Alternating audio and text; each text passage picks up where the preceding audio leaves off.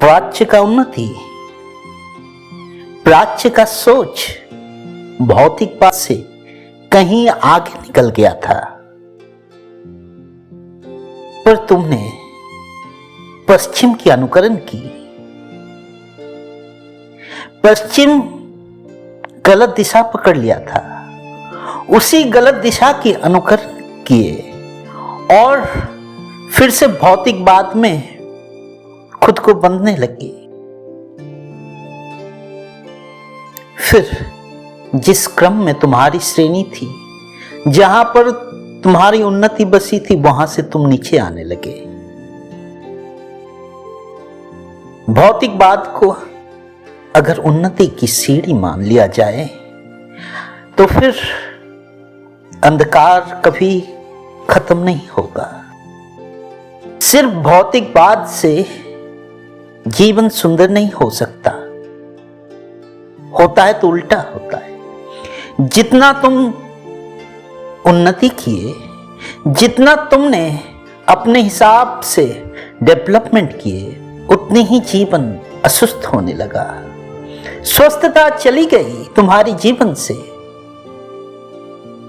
पहले तो जीवन का फिर भी कोई स्तर था, जीवन का कोई निदान था, जीवन का कोई आनंद था, जीवन में कोई प्रमोद था, जीवन का कोई हर्षोल्लास था, उत्सव था। अब सब कुछ है परंतु तुम नहीं हो। अब उत्सव है, हर्ष है, विनोदन है, संगीत है, पर कहीं पर भी मुझे तुम नजर नहीं आते। तुम खो गए हो, तुम वर्तमान में नहीं हो, तुम किसी भी विषय में नहीं हो। इसलिए मैं कहता हूं कि खुद को ढूंढो। जो खो गया है, जो इस जीवन से कहीं दूर चला गया है, परमात्मा तो उसे ही ढूंढने के लिए आया है। तुम्हारी जीवन की हर स्रोत को इस अस्तित्व में बह जाने देना है।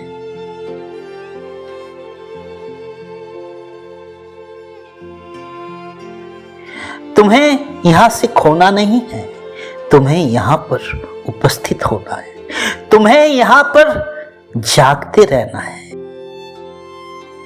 तुम जागोगे तभी जीवन में संगीत जागेगी। तुम जागोगे तो भोर जागेगी, तुम जागोगे तो सूरज जागेगी, तुम जागोगे तभी प्रकृति जागेगी।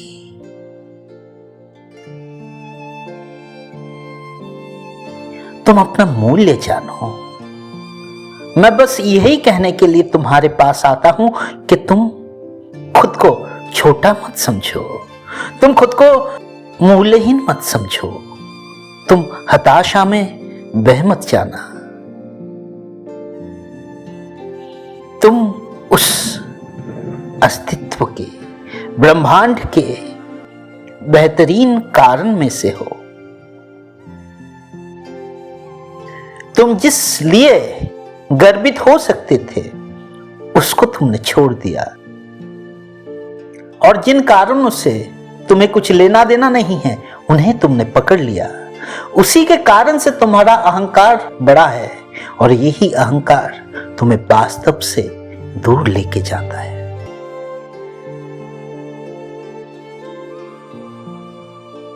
आज तुम्हारा समाज का उन्नयन का, उन्नति का मापदंड क्या है, मूल्य बोध क्या है? कुछ नहीं। समाज ये सोचता है, हर माता पिता बच्चे को यही सिखाता है कि अच्छा जीवन का मतलब है किसी भी तरह से पैसा कमा लेना, धन संपत्ति अर्जित कर लेना, किसी भी तरह से, उसी में सब है। और पूरा समाज व्यवस्था इसी में लगा हुआ है, इसी में जुटा हुआ है कि जितना हो सके उतना विलास को संग्रह कर लो। जितना संग्रहित करोगे उतनी ही अच्छी जीवन जियोगे। यहां पर दर्शन उल्टा पड़ गया। जितना छोड़ोगे उतना ही तुम पूरा होते जाओगे, उतनी ही तुम्हें पूर्णता मिलती जाएगी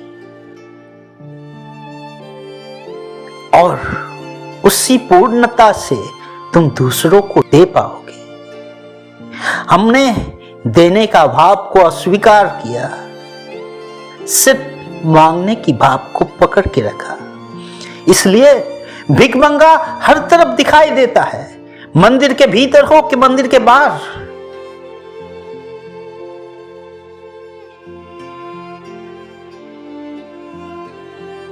बाहर तो भिखमंगा बोलकर भीख मांग लेता है, अंदर जो बैठा है वो पुरोहित, वो पास्टर, वो धर्म के नेता, धर्म के उपासक, वो क्या करते हैं? वो दूसरे तरीके से भीख मांग लेते हैं। भीख दोनों ही मांग रहे हैं, एक बोल के मांगता है, एक ना बोल के मांगता है। इसलिए तुम्हें समझना है कि परमात्मा भीख मंगा होने के लिए तुम्हें इस अस्तित्व में नहीं भेजा था। परमात्मा तुम्हें राजा होने के लिए भेजा था, क्योंकि तुम राजा के संतान हो। तुम्हारी लहू में उस राजा का लहू है। और ये बात समझ लेना, जो सिंहासन में बैठा है वो राजा नहीं होता, क्योंकि सिंहासन में जो बैठा है उसका भी हाल राजमहल के बाहर बैठा भिखारी की तरह है। राजा को भी सिर्फ पाने की चाहत है। जो इस चाहत से, आकांक्षा से मुक्त हो गया, वही परमात्मा से मिलेगा, वही आदर्श रूप से उन्नत बन सकता है। उन्नत होने का और दूसरा कोई रास्ता नहीं, एक ही मार्ग है, ध्यान। उसी ध्यान से तुम पूरे अस्तित्व को जान सकते हो। सिर्फ ज्ञान से नहीं, ध्यान से भी हमें आगे बढ़ना है। अहंकार, मूर्खता, क्रोध, हताशा, ईर्ष्या, ये सब तुम्हारे जीवन में और बढ़ता गया जितना तुम बाहर की चीजें अपने जीवन में मांगते रहे। तुम्हें लगने लगा कि जितना बाहरी चीजें, बाहरी विषय एकत्रित कर लेंगे उतनी ही खुशी मिल जाएगी, उतनी ही आनंदित हो जाएंगे। हिसाब उल्टा था।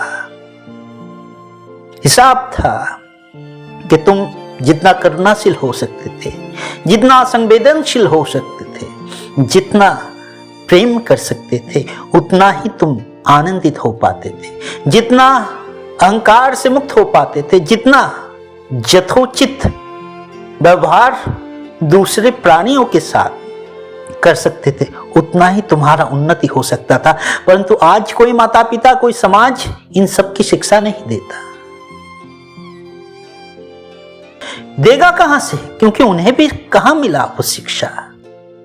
उनके जीवन में वो बोध कहां। बस उनकी आश्रय तो धर्म है कि पूजा पाठ कुछ कर लिया, कुछ ज्योतिषी पुरोहित को पैसा दे दिया, जीवन बेहतर बनेगा। आज तक किसी का जीवन पुरोहित ज्योतिषियों को पैसा देकर कभी नहीं बना। अगर बना होता तो इनका धंधा बंद हो जाता। अगर जीवन अच्छा ही हो जाता लोगों का, फिर इनके धंधे कैसे चलते? लेकिन जब तक दुनिया में लोग मूर्ख बनते रहेंगे, जब तक मूर्ख लोगों का अस्तित्व रहेगा, तब तक पुरोहित, ज्योतिषी, धर्म के व्यवसायी, धर्म का व्यापार चलता रहेगा।